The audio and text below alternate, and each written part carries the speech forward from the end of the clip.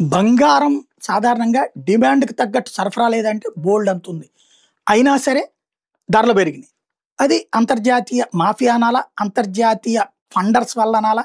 లేపోతే అంతర్జాతీయ గేమ్స్ వల్ల అనాలా? లేపోతే అంతర్జాతీయ ఒత్తిడి అనాలా? ధర పెరిగింది. ధర పెరిగినప్పుడు ఇంకా పెరిగిపోతుంది, ఇంకా పెరిగిపోతుంది. దాదాపు 10 గ్రాములు 2,00,000 దాకా వెళ్ళిపోతుంది అన్నటువంటి ప్రచారంతో పరుగులు పెట్టి జనాలు వెళ్లి కొన్నారు. రేట్లు ఎక్కువ పెట్టి మరీ కొన్నారు.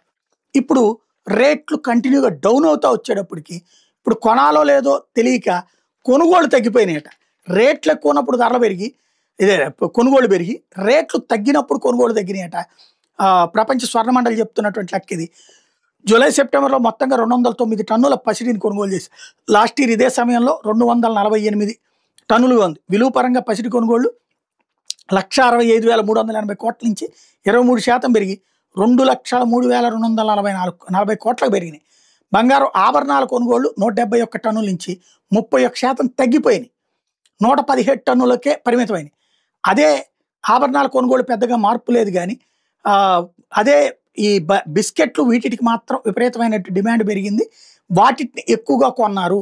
ఈ ఏడాదిలో 700 టన్నులు బంగారం 308 టన్నుల నుంచి 37% 194 టన్నులకి పరిమితమైనటువంటి సిచ్యుయేషన్లో కూడా 2024 జూలైలో దిగుమతి సుంకాన్ని తగ్గించడం ఏడాది జూలై, సెప్టెంబర్లో పసిడి దిగుమతులు గండీ స్థాయిలో నమోదని. ఈ కారణం వల్ల ఏడాది జూలై, సెప్టెంబర్లో దిగుమతుల్లో భారీ క్షీణత కనిపించిందంటూ వీళ్ళు లెక్కేసుకొచ్చారు.